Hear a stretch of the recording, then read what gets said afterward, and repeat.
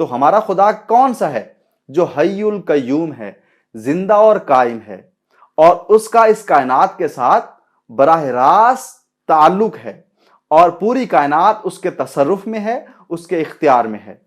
ہمہ وقت وہ اس کائنات میں اپنے ارادے سے تخلیق کرتا ہے اور بہت ساری چیزوں کو مٹا دیتا ہے، جن کا وجود وہ مٹا دیتا ہے، اس کو دوبارہ تخلیق کرنے پر قادر ہے، اور جو مٹ چکی ہیں عدم سے ان کو وجود دینے پر بھی وہ قادر ہے۔ بسم اللہ الرحمن الرحیم، ایک نئی ویڈیو کے ساتھ آپ کا ہوسٹ دانش علی حاضر ہوں۔ خدا پر یقین رکھنا اور حی القیوم خدا پر یقین رکھنا، اس میں بہت فرق ہے۔ دنیا پر بسنے والے تقریباً تمام انسان خدا پر یقین رکھتے ہیں، یعنی خدا کے وجود کے قائل ہیں۔ ایک چھوٹا سا گروہ ملحدوں کا ان سے الگ ہے، لیکن زیادہ تر انسان اگنوسٹک ہیں یا خدا کے وجود کے قائل ہیں۔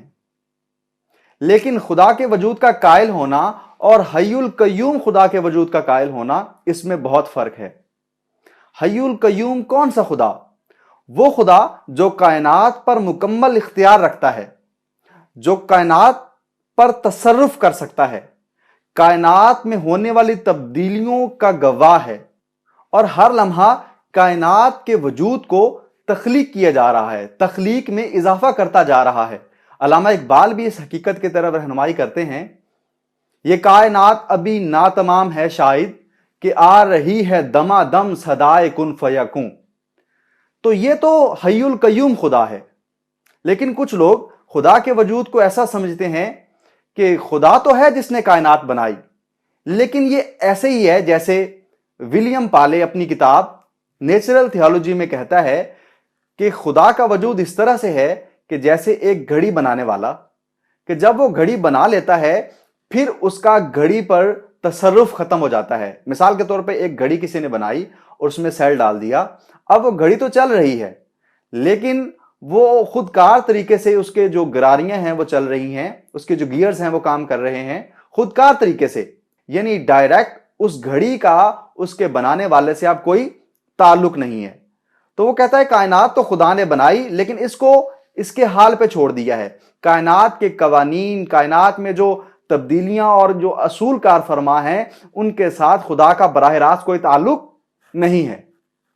لیکن ایسا خدا حی القیوم نہیں ہو سکتا۔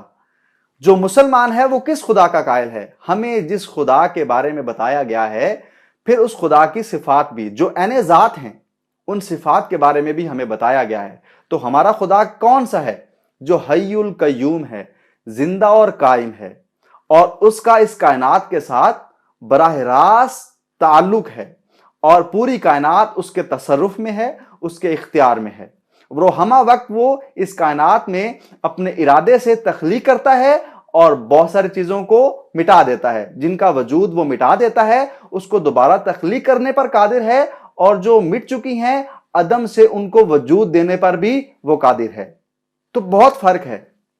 ہم مسلمان ہیں، پیدائشی طور پر بہت سارے لوگ ہیں جو مسلمان ہوتے ہیں، لیکن اس استحقاق کو ہی نعمت نہیں سمجھ لینا چاہیے، بلکہ یہ دیکھنا چاہیے کہ مسلمان تو ہیں، تو کیا ہم کائنات کو اس نظریے سے دیکھتے ہیں کہ جو اس کا خالق ہے وہ حی القیوم ہے، یا بس اس نے بنا دی اور کائنات کو اس کے اصول و ضوابط پر چھوڑ دیا جس پر وہ خود کار طریقے سے چل رہی ہے؟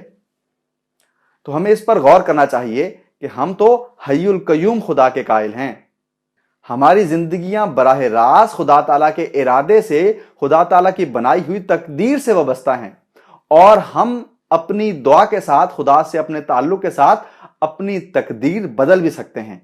ہم اپنی تقدیر میں بدلاؤ لا سکتے ہیں، ہم اپنی خیالات اور آرزوؤں کو تبدیل کر سکتے ہیں، کیونکہ ہم زندہ اور حی القیوم خدا پہ یقین رکھتے ہیں۔ وہ خدا جس کا براہ راست اس کائنات پر تصرف اور اختیار ہے، اور خدا اپنے ارادے سے اس میں تبدیلی لے کے آتا ہے۔ یعنی اگر ہم دعا کریں گے تو وہ ہمارا خدا سننے والا ہے، سمیع علیم ہے، سننے والا ہے، جاننے والا ہے، وہ ہماری دعا قبول فرمانے والا ہے، اور اسی طرح سے اس کائنات میں تبدیلی پیدا کر سکتا ہے۔ تو یہ فرق تھا خدا کو ماننے میں اور حی القیوم خدا کو ماننے میں۔ امید کرتا ہوں آپ کو پسند آیا ہوگا۔ تو اس طرح کی بہت ساری ویڈیوز دیکھنے کے لیے اس چینل کو سبسکرائب کریں اور شیئر کریں۔ بہت شکریہ۔